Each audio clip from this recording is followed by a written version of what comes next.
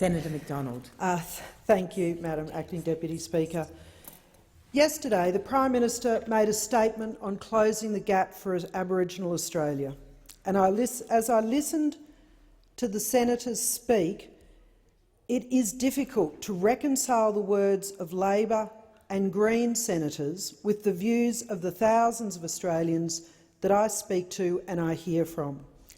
Australians who are frustrated at the ongoing disadvantage and poverty, the appalling conditions and lack of safety in the most remote Indigenous communities, the riots in Doomadgee, where hundreds of people were forced to flee into the bush, has already slipped from national attention. Australians do care that billions of dollars of taxpayers' money are spent each year, and yet progress on improving the lives of these individuals remains elusive. These senators have spoken as if there is some magic and silver bullet that has been willingly withheld by government, that Australians are unmoved and somehow complicit in this terrible conspiracy, and this is just not true. There can be no doubt that there remains much to be done in regional and remote Queensland for poor communities, and the idea of providing greater determination in decision-making and outcomes accountability to local Indigenous people is a great initiative of this government's. But what is true is the politicising, the personal attacks, the vitriol of Twitter and the nasty words trying to undermine Minister Ken Wyatt by members opposite will not help one Aboriginal kid or family's future. When I speak to Queensland service providers on the ground in Cairns like Anglicare, where CEO Ian Roberts talks about kids trying to study but having to care for siblings, about overcrowded houses, where adults are not ensuring these kids are in a safe environment, much less one that is supportive for studying. In Townsville, like Yamba Meta Housing Association, who are teaching kids to get up to go to school and first jobs. And in Brisbane, Deadly Choices has terrific ambassadors like Steve Renouf, and they are providing really positive changes through health education and making great gains in their community.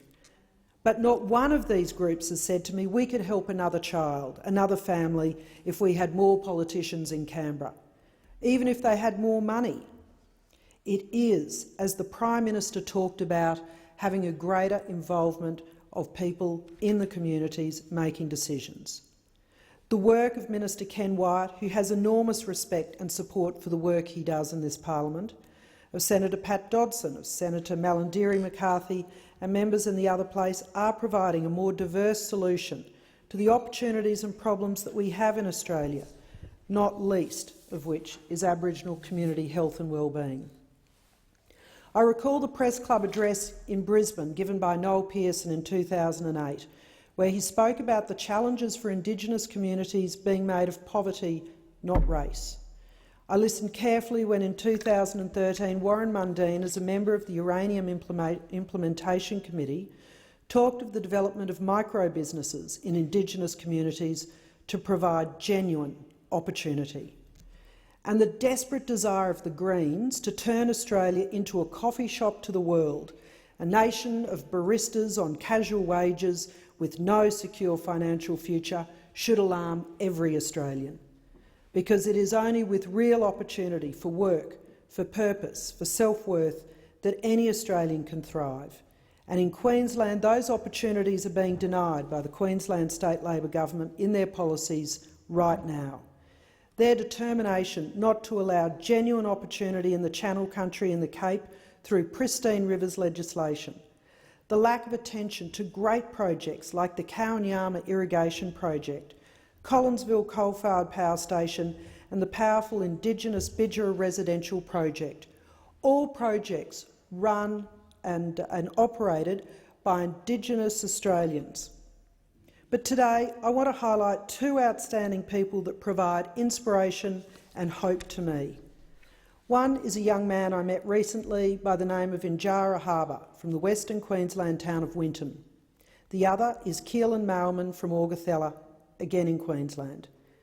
Injara is the first Indigenous school captain of Nudgee College in Brisbane. For Injara, like many regional and bush kids, myself included, Injara had to leave his community to attend boarding school to further his education and development, and to say he has flourished in that environment is an understatement.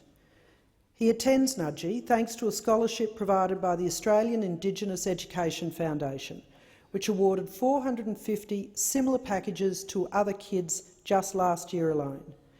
The Australian Indigenous Education Foundation was established in 2008 to help Indigenous students complete Year 12 or tertiary studies and to provide employment support after they graduate. At a time when 66% of young Indigenous adults have attained Year 12 certificates or better, recipients of AIEF scholarships have a Year 12 completion rate of 92%. From Burralula to Warrnambool, this program is genuinely closing the gap for regional kids and changing lives thanks to support from the federal government as well as some of the country's largest corporations. And seeing Injara develop into a confident young leader is proof of this commitment to closing the gap for many who contribute to this program, and that opportunity is possible no matter where you live. And I want to give a shout out to the community of young men at Nudgee who voted Injara in as school captain. What a terrific group they are. We all know that a good education, and importantly support at home for a good education, is a key to success later in life. And indeed, one of the criteria for winning an AIEF scholarship is that a student's parents or guardians must demonstrate support for it.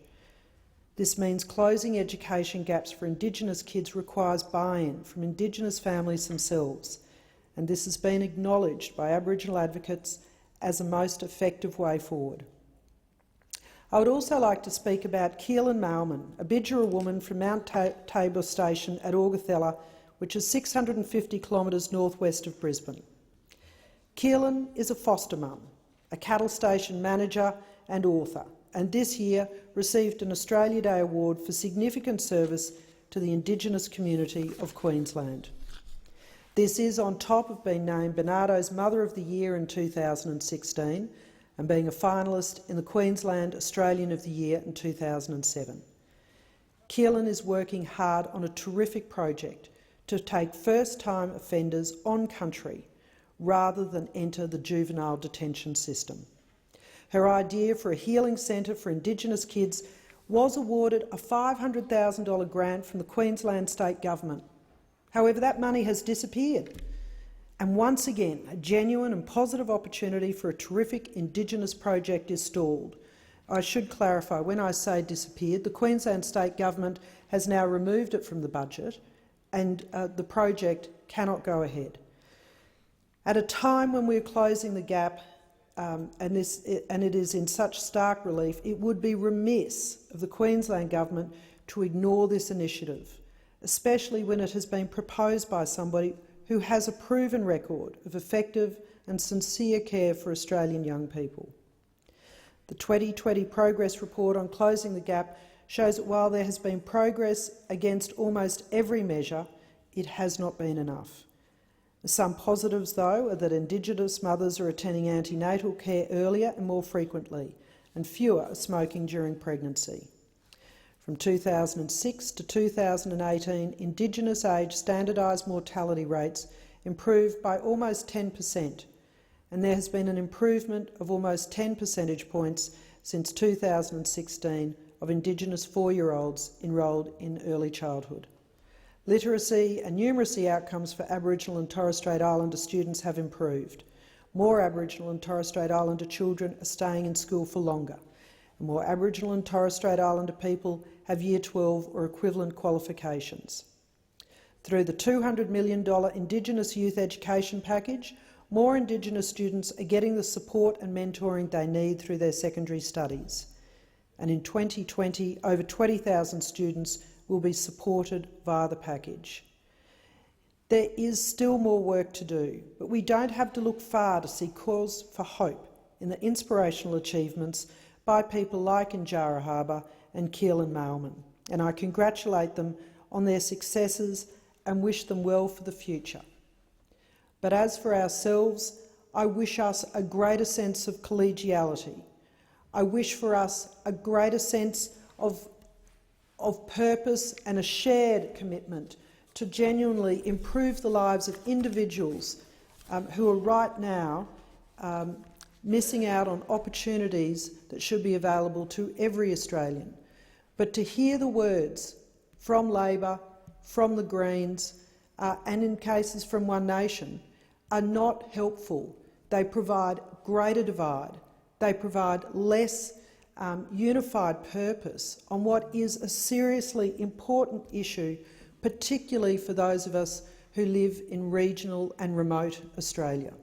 Thank you.